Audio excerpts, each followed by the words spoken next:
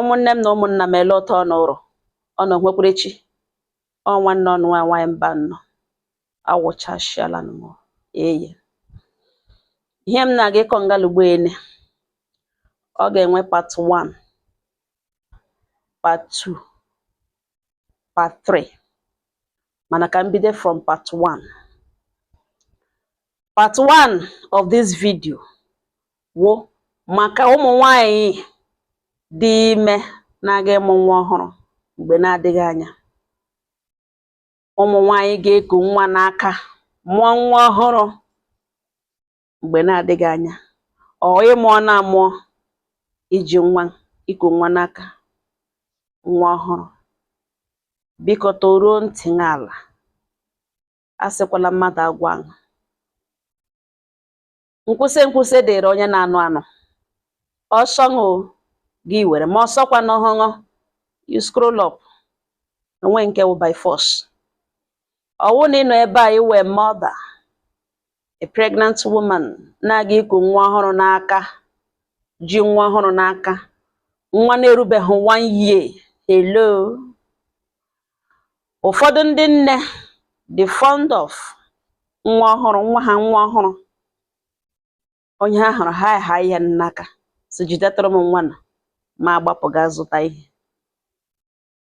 Onye ha hụrụ ha so jidetara m nwa na somebody nwere ike bịa, hey fine baby, ya ekuru nwa gị feel relieved, gị so ngwa jidetara m ya ka m gbapụ gaga zụta ihe. Onye ahụ ịghara nwa ahụ n'aka nwere ike ọwụ ordinary person. O nwere ike wụrụ nwee nke ọ na-eme n'ime mmụọ. Ozugbo anyị kururu nwa ahụ ka ige ya, nwa ike ighere ya wụ nwa bụ ebonyi ya.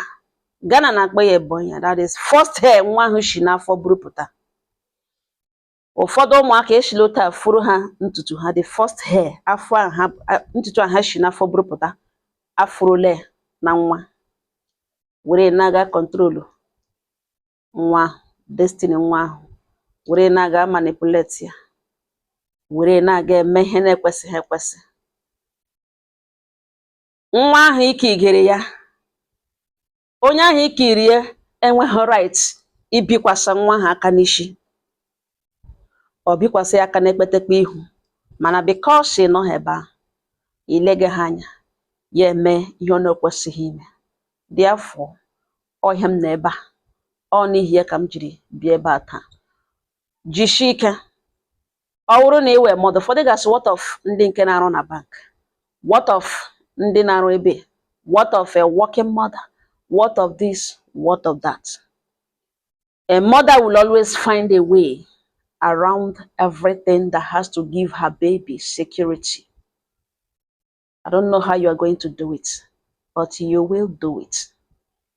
Ọ na nwa ka bụ first hair isi mbụ ya, guide ya were nwa ahụ mere handbag. Ọwụghị onye ọbụla ka ị kwesịrị ike igi at that moment. Ọwụghị onye ọbụla ka ị kwesịrị ịha gị n'aka until gị laa ya isi mbụ. Ịlapụzie ya isi mbụ, of course, ọ pasala the first stage. Na nwa ahụ ebido tolitewe for ndị nne ndị nwere ụmụaka na-aga school, na ịpụ ụmụaka jikere ha aga school. Every morning before ụmụ gị apụọ, ụmụaka amaghị akọga, mana ha na-agalite isi mee ka ha ghọta na ha ekwekwele ka mmadụ ọbụla kpatụ ha aka n'isi, bikwasa ha aka n'isi ọ n'ihu. Onye mee ya by mistake na ha lọta ha gwa gị. Ọ dị very very important. Mana tupu ụmụ gị apụọ n'ụkọtụ, ọwụ isi ha, ọgọdụ na ị nọ n'elu bed so ha bịa kete. Ha dị used to it before ha apụọ, they will come before ha apụọ. Gị were aka bikwasa ha n'isi. Yes, and be protected. Ikikere m nwere dịka your mother.